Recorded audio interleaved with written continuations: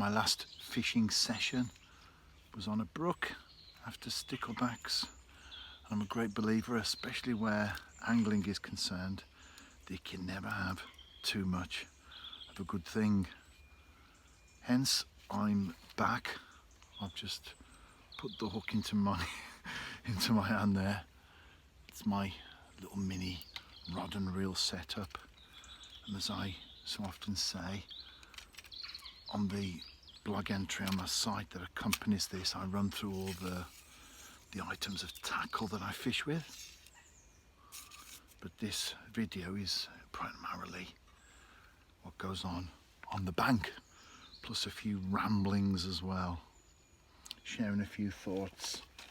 I've got a very small tub of maggots.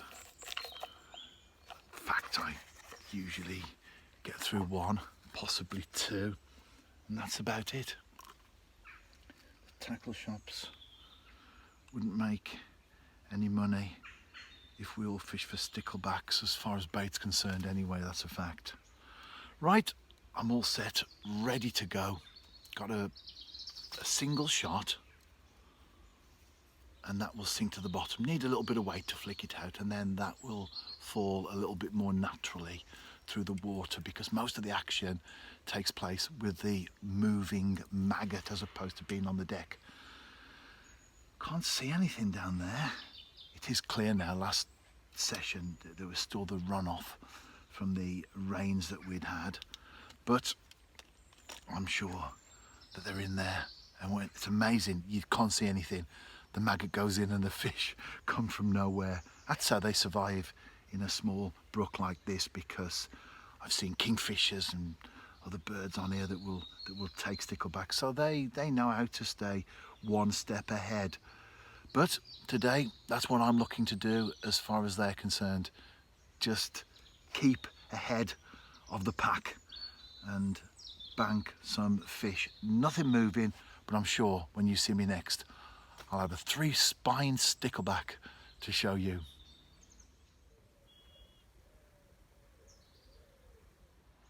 True to my word, I'll show you the fish first.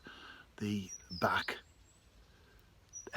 just drop the spines there, that's where the name comes from, and the mouth where the fish, it's a bit blurred, that'll come into focus shortly, I'm sure.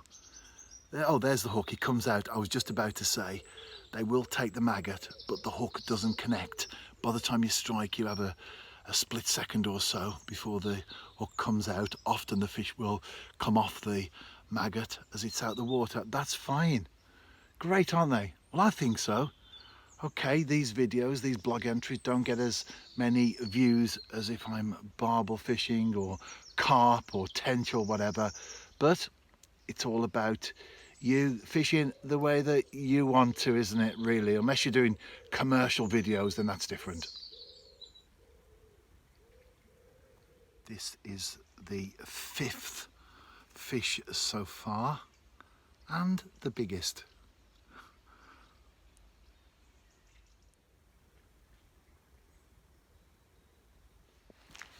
That was fun fishing at its best. 11 sticklebacks, so just into double figures. I'm heading back to the car now on my way home.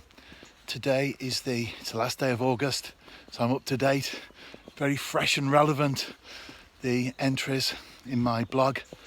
And today is the UEFA Europa League qualifying round 2 draw. And we know that the New Saints, we can either get Coleraine from Northern Ireland, Gothenburg from Sweden, or B36 Torshov from the Faroe Islands.